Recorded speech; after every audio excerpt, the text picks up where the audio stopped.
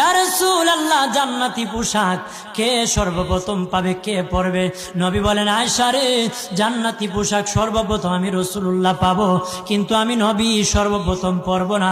সর্বপ্রথম ইব্রাহিম খলিলুল্লাহকে জান্নাতি পোশাক পরানো হবে। কেন জানুনি?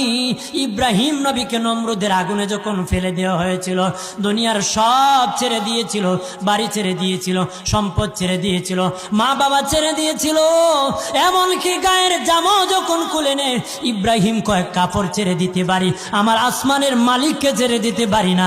ওই দিন আল্লাহ ইব্রাহিমের সাথে অঙ্গীকার করেছিল, ইব্রাহিম আজকে তোমাকে সকলের সামনে উলঙ্গ করে লজ্জায় ফেলে দিয়েছি ইব্রাহিম, তারপরে তুমি আমাকে ছাড়ো নাই। আমি কিয়ামতের দিন সকলের সামনে মুসলমান, বেঈমান, কাফের, নাস্তিক যারা তোমাকে উলঙ্গ করেছিল, তাদের সামনে আমি আল্লাহ আনুষ্ঠানিকভাবে তোমাকে কাপড় পরায়া দিব।